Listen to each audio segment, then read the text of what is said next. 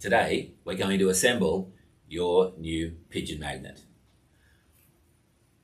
When your pigeon magnet is fully assembled, it will look like this. Doors, perch, lid, everything ready to go. But when it arrives, it will look like this. Inside the box will be the contents of your trap. We have the main cage itself, which will be all essentially linked together. Perch, lid, which looks like the base at the moment, and then 2 entry doors, which are removable while you are doing your pre-feeding to attract the pigeons to the main area that you're trapping. Also, will be a couple of cable ties just for your attaching your doorways.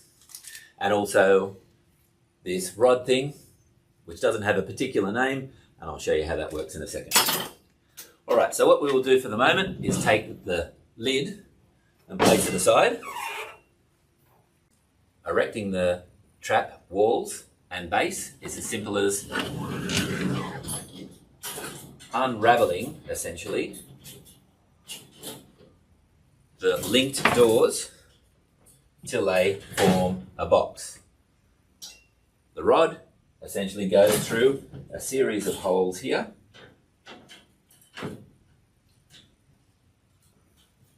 Just takes a second, like so. In order to connect the main cage to the base, we use springs. The springs are designed to hold this together. The springs essentially slide on. 2 at the base corners, this direction, and then 2 will go into the base itself. So essentially these springs act as hinges, and so you literally will just spiral them on. And I must admit, it is easier said than done if you're doing it for the first time, but essentially this will now spiral on from the corner. That will now spiral on like so. And then this side to do the same.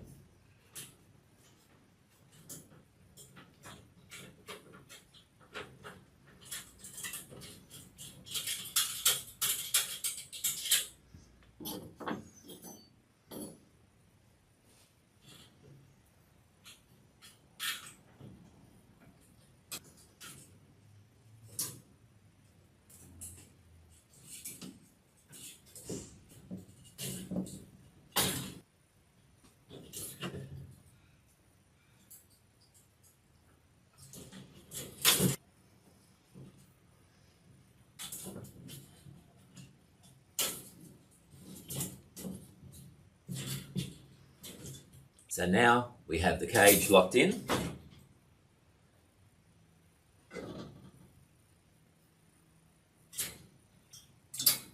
To put the perch in, it's best to do that before you put the lid on, but essentially that perch is designed to go on either diagonal in order to allow the birds to sit up off the ground. And then last but not least, the cage goes on like so. Now it actually has very clear notches for the cage to go in. So it turns out that went in relatively well. And then all I need to do is lift up again to get the front locked into there, because there are grooves on the inside. To complete locking everything into place, simply take the screws and screw them in here, here, here, and here to lock in the lid. So using a drill driver might be faster, but just a simple screwdriver will get that locked into and replicate front and back. Now, to place the all-important entry doors, it's important that they are swiveling inwards to allow pigeons entry, but obviously not to let them exit.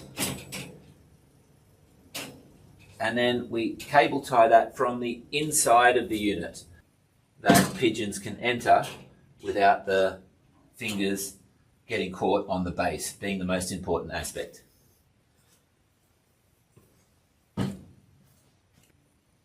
And last but not least, before taking the trap out to the roof section that you're completing your program, or the backyard, or wherever it might be, you'll have to fill the feeding container with sufficient pigeon wheat based mix, and also filled with sufficient water for each day when you're checking your trap.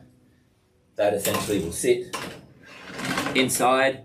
One, it's obviously for the animal welfare, but secondly, this will be your main attraction process that takes place during the pre-feeding and then during the capture process. Last but not least, you'll then place your last door on the rear here using the cable tie method that we started with before. And there we have it.